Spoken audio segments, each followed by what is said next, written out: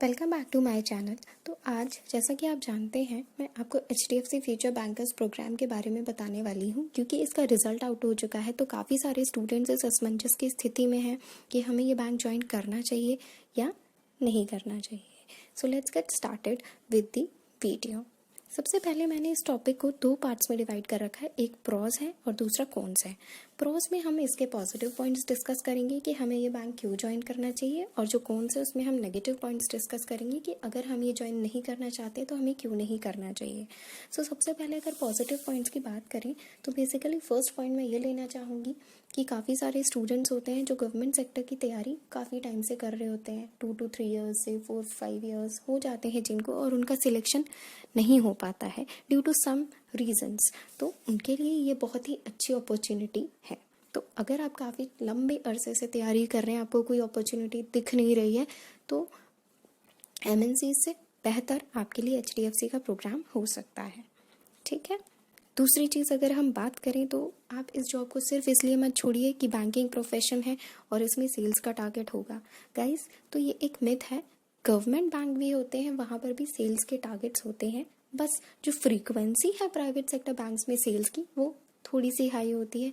अगर government sector bank में आपको बोला जाएगा एक अकाउंट खोलना है तो यहाँ आपके 4 होंगे, लेकिन ऐसा नहीं है कि आपको धक्का दिया जाएगा कि नहीं भाई इसके घर जाओ अकाउंट खोलो, राइट। तो सेल्स का भी एक बहुत ही कैलकुलेटेड सा हिसाब होता है, वो कभी आपको ऐसे टारगेट्स नहीं देंगे जो आप पूरे ना कर पाएँ।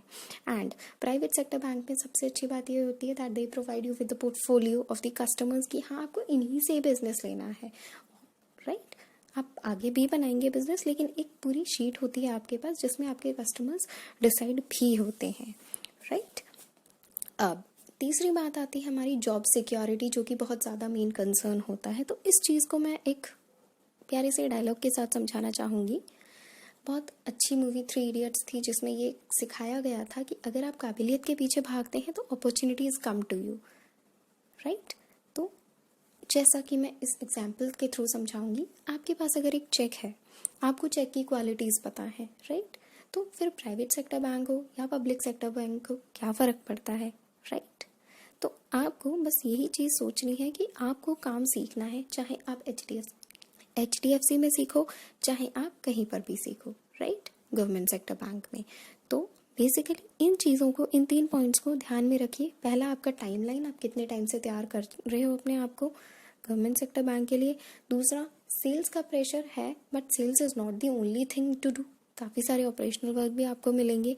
तीसरी चीज़ है जॉब सिक्योरिटी। आप काबिल हो तो जॉब सिक्योरिटी है, कोई आपको बेवजह ही नहीं निकालेगा अगर आप अपना काम बहुत अच्छे से कर रहे हैं। तो ये तो बात हुई प्राइवेट सेक्टर में प्रोज की, यानी कि पॉजिटिव पॉइंट्स की कि हमें क्यों ज्वाइन करना चाहिए। अब बात आती है नेगेटिव पॉइंट्स की। तो नेगेटिव पॉइंट बेसिकली एक ही आता है, काफ़ी सारे लोग सेल्स की वजह से ही रेजिग्नेशन देते हैं। तो सेल्स भी एक रीज़न होता है, but I don't think so कि वो रीज़न होना चाहिए, क्योंकि सेल्स इतना ज़्यादा वो आपको देंगे नहीं कि आप उसको कर ही ना पाएँ। तीसरी चीज़ ये है कि HDFC हुए, ICICI, एक्सिस बैंक हुए, ये 3 मोस्टली टॉप लिस्टेड बैंक्स हैं आपकी इकोनॉमी में, आपकी कंट्री में। तो ये बहुत अच्छा एक निच प्ले करते हैं इकोनॉमी में इंडिया की। तो इनका डाउन होना, चाहे रिसेशन आ जाए, चाहे कोई भी आपदा आ जाए हमारी कंट्री पे, ये कभी डाउन नहीं होंगे। जॉब सिक्योरिटी इस बैंक में बहुत अच्छी है। तो अगर आप इस बैंक को सोचने का, ज्वाइन करने का सोच रहे हैं, then it's a very good opportunity, you should go forward. लेकिन फिर भी मैं आपको एक चीज़ और बताना चाहूँगी कि ये तो मेरा ओपिनियन है कि आपको ज्वाइन कर लेना चाहिए अगर आप काफ़ी टाइम से तैयारी कर रहे हैं तो। लेकिन फिर भी आप खुद भी रात में बैठिए, आज 10 मिनट दीजिए खुद को, ये सोचिए कि आपने कितने एग्ज़ाम्स दिए गवर्नमेंट के, आपका टारगेट कितना अचीव हुआ, आप क्या 1 साल में अब आने वाले जो ईयर्स हैं उसमें श्योर शॉट है कि आप कर पाएंगे। तो ही आप इस अपॉर्चुनिटी को छोड़िए, अदरवाइज आप इस अपॉर्चुनिटी को मत छोड़ना, because it is also a very good opportunity to start your career with.